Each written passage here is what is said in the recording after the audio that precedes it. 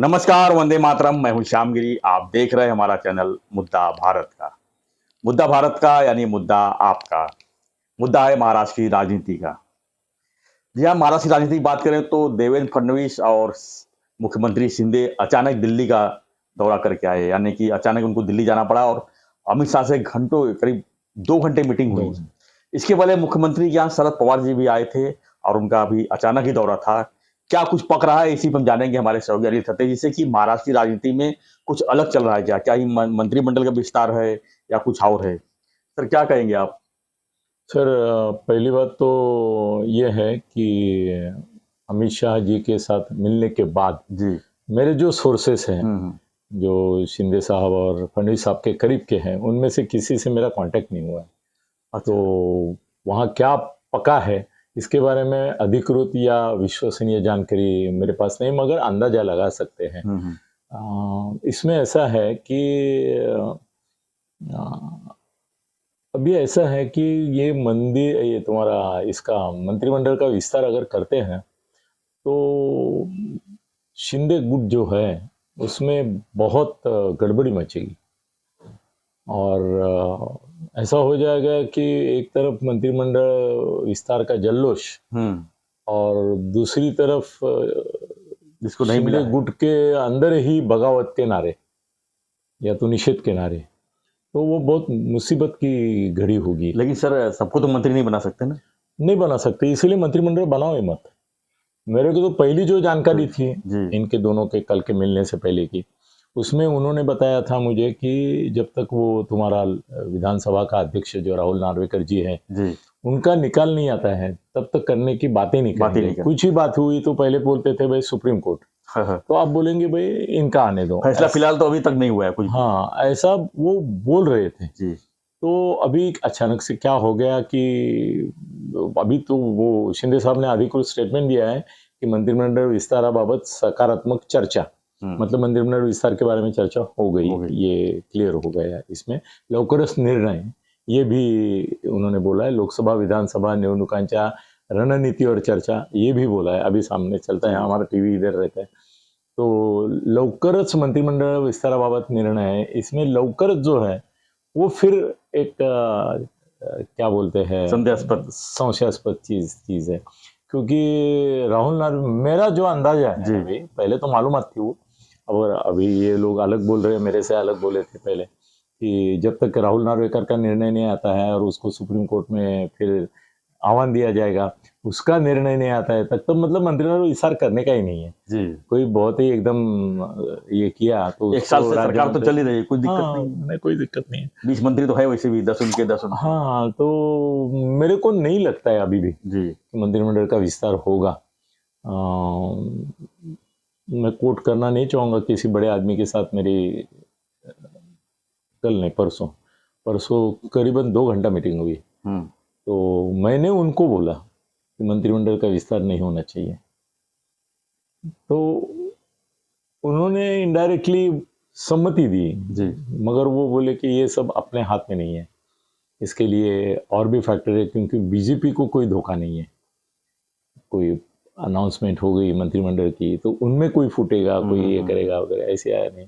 मगर शिवसेना जो है शिंदे साहब की, वहाँ कुछ हो सकता है हल्ला-कल्लोल। तो शिंदे साहब को कठिन है मंत्रिमंडल विस्तार, भाजपा के लिए नहीं है, मगर अकेले भाजपा का हो नहीं सकता है, नहीं हो सकता, तो ये मुसीबत है। तो अभी हम एक गैम्बलिंग करते हैं सर। मैं आज स्टेटमेंट ये देता हूँ कि जब तक राहुल नार्वेकर जी का निकाल नहीं आएगा तब तक मंत्रिमंडल विस्तार नहीं होगा। ये स्टेटमेंट पे आज भी मैं कायम हूँ जी। और ये बोल रहे हैं कि लवकरच, मतलब उन्होंने कोई मुहूर्त नहीं दिया है। उसके बारे में पेपर में भी आया भाई केंद्रीय मंत्रिमंडल का विस्तार होगा, उसमें 2 मंत्री शिवसेना शिंदे गुट के रहेंगे, 1 मंत्री होंगे, 1 राज्य मंत्री होंगे। उनके नाम भी राहुल शेवाड़े और भावना गौड़ी, ये नाम भी आ चुके हैं। हाँ, नाम भी पेपर में दिए हैं, मतलब मेरी जानकारी नहीं बता रहा हूँ, पेपर में आए हैं दोनों के नाम कि वो दोनों होने वाले हैं। तो अभी फिलहाल मैं keeping my fingers crossed. Okay, मतलब यही है कि जब तक मेरे को नहीं लगता है जब तक विस्तार होगा, स्पीकर का निकाल जब तक नहीं आता है तब तक नहीं होगा। तो क्या लगता है सर, ये मीटिंग किस लिए हुई रहेगी तब? महाराष्ट्र में इतने प्रकार से पॉलिटिकल ये चल रहा है, तो उसमें पवार साहब क्या कर रहे हैं, कांग्रेस क्या कर रही है, राष्ट्रवादी क्या कर रही है, अपना तुम्हारा उबाठा क्या कर रही है, उनको किस तरह से रोका जाए, क्या ऐसे मेजर्स ले सकते हैं कि जिसकी वजह से कर्नाटक में जो हुआ है वो यहाँ नहीं हो। जी इसके बारे में चर्चा करने के लिए सर, हम और तुम अमित शाह जी के साथ बैठे तो भी 2 घंटा चर्चा हो सकती है। हम अभी, मैं बोला ना परसों किसी ऐसे मुखिया से मैं बात किया तो 2 घंटा मैं बैठा था। मेरे जैसा एक पत्रकार अगर 2 घंटा बैठता है इतने बड़े आदमी के साथ, तो अमित शाह है वो तो 10 घंटे, तो 4.5 घंटे बैठे थे इसके पहले तो शिंदे साहब के साथ। तो नहीं होगा सर विस्तार। क्या लगता है कि लोकसभा का भी कुछ चर्चा हुई रहेगी कि सीट के लिए, कि क्योंकि 48 सीट महाराष्ट्र का है और बार बार सर्वे यही दिखाता है कि अगर महाविकास एक साथ चुनाव लड़ती है तो जो है भाजपा और शिंदे के लिए थोड़ा सा मुश्किल। सर ये सर्वे किसके हैं? जिसके भी हो सर्वे। नहीं बताओ ना, मुझे बताओ ना किसने की है, मतलब कोट कर रहे हैं। सी वोटर। हाँ सी वोटर, चलो वो कमर्शियल कंपनी है सर। ऐसे सी के बदले डी वोटर निकाल के हम भी दे सकते हैं, ऐसा पैसा कितना मिलता है इसके ऊपर ये सर्वे अवलंबन रहता है। मगर अभी राष्ट्रवादी वाले बोल रहे हैं कि बीजेपी का इंटरनल रिपोर्ट है, ऐसा भी बोल रहे हैं जी। मेरे को 2 सवाल आते हैं। एक तो बीजेपी अगर इंटरनल रिपोर्ट करती है तो वो पूरी कायदे से ये तक करेगी कि भाई रिपोर्ट नहीं बीजेपी का, बीजेपी हर महीने रिपोर्ट करती है और लीक नहीं होगा, लीक नहीं करती, लीक नहीं करती, वो इंटरनल सर्वे करके और हर एक को वार्निंग। तो इनको कहाँ पता चला सर? हम ये युक्ति करते थे। यस, मैं बहुत इलेक्शन लड़ा हूँ लोगों के लिए, तो हम क्या करते थे कि न्यूज में पैसा ही देके न्यूज छापते थे हम। तो उसमें देते कि पुलिस के रिपोर्ट के अनुसार हमारा जो भी विपक्ष का रहेगा वो हार रहा है। अभी पुलिस रिपोर्ट जी, वो पुलिस के पास, उसको कोई वेरिफिकेशन नहीं। पुलिस के पास कोई पत्रकार गया तो वो बोलेंगे नहीं हमारा कॉन्फिडेंशियल रिपोर्ट है, तो कॉन्फिडेंशियल रिपोर्ट में हम कोट कर देते थे बिंदास कि भाई ये तो फिर ऐसा सी वोटर जैसे है ना, ऐसे हम तो ए से लेके जेड तक निकाल करते थे कि ये अभी कल ऐसा ऐसा हुआ है, उसमें ये 10,000 वोटों से आगे। सर ये भी एक धंधा हो गया है अच्छा खासा। सर ये मैंने किया है ना धंधा, इसके लिए मैं बताता हूँ ना आपको, ये झूठ होता है। सर्वे का किया है, ओपिनियन पोल का किया है, एग्जिट पोल का किया है, सब धंधे किए हैं मैंने। और सब में पैसा लेके जिस मापदंड में पैसा आता है उस हिसाब से दिया जाता है। बिल्कुल। तो और बीजेपी का अंदर का रिपोर्ट है, चलो आज मैं क्या चैलेंज दे सकता हूँ आपको कि मैं कल शिवसेना उबाठा के अंदर का एक रिपोर्ट मिला है मुझे ऐसा बोल के टीवी पे लाके दिखा सकता हूँ। टीवी पे आप देखेंगे, मेरे यहाँ नहीं, मेरे चैनल में नहीं, टीवी पे देखेंगे कि शिवसेना का अंतर्गत रिपोर्ट से ये ऐसा आया। आप बोलेंगे भाई अनिल जी ने कल ही बोला था, आज आ गया। सर आसान होता है, इसमें कोई नहीं, ये सब मैनेजेबल लोग हैं, तो इसमें कोई दिक्कत नहीं है। ये सुन के कोई अस्वस्थ होना भी नहीं चाहिए। देखो अभी अपने संजय राउत है इधर ही बैठे हुए, उनको कितनी भी गालियां दो, जी वहीं पे बैठे। अभी देखो एक और अजित पवार ने बोला है काम करा नहीं तो काना खाली देंगे, मतलब अजित एक दूसरा संजय राउत। अजित सर मुझे बोलो, ये माजी मुख्यमंत्री है, ये अपने पार्टी के लोगों के साथ बात कर रहे हैं, उनको कांचिला दिन मतलब थप्पड़ मारने की बात करें, ये थूकने से भी बढ़तर है। बिल्कुल, मुतने की बात तो थी, अभी ये कॉन्फिडेंस। अरे तुम्हारे कार्यकर्ताओं को सिखाओगे, समझाओगे, बुझाओगे, उनके कन्विंस करोगे, उनकी शक्ति बढ़ाओगे, क्या कॉन्फिडेंस देंगे? ये उपाय है। जी आपने देखा था सर शरद पवार का जब मतलब जब उन्होंने अनाउंसमेंट कर रहे थे कि मैं अध्यक्ष पद छोड़ रहा हूँ, उस समय अजित पवार की क्या हरकतें देखी नहीं आपने? माइक छीनना, गप गप इस तरह। नहीं वो तो इसीलिए तो लोग नहीं चाहते कि अजित पवार मुख्यमंत्री हो, उनके लोग नहीं। पवार का बॉडी लैंग्वेज देखा जाए तो संजय राउत से तो संजय राउत का बॉडी लैंग्वेज और लिप लैंग्वेज में फर्क है। उसका बॉडी लैंग्वेज इतना एग्रेसिव नहीं जितना इनका है जी। उसका लिप लैंग्वेज मतलब जो शब्द उच्चारता है वो बहुत आगे मतलब ये करता है।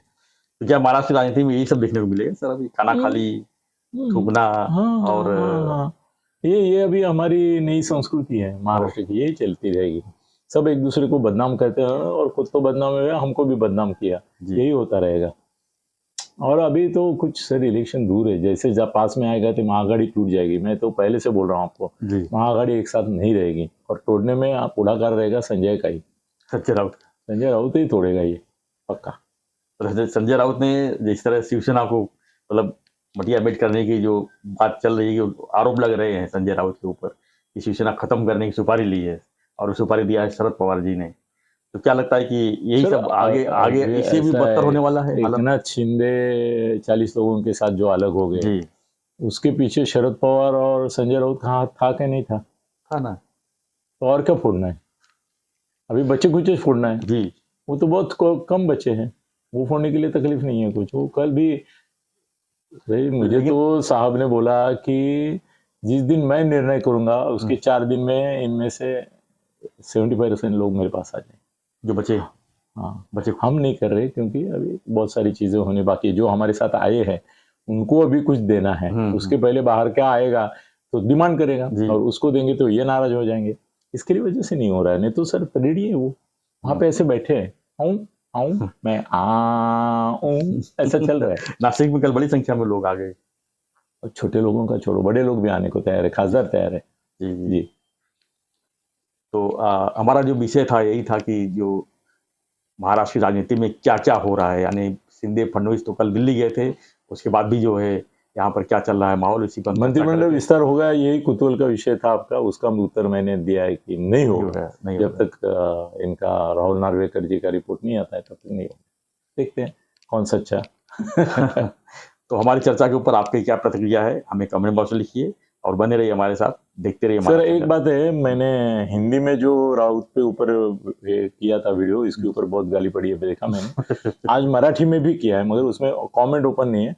वो कमेंट आप मराठी वीडियो देख सकते हैं आज का मेरा, और कमेंट इनके पास भेज सकते मतलब आपका कमेंट्स मैं सुनूं। तो देखते रहिए हमारा चैनल मुद्दा भारत का और गगन बेदी सत्य साहब का। जय हिंद, जय महाराज।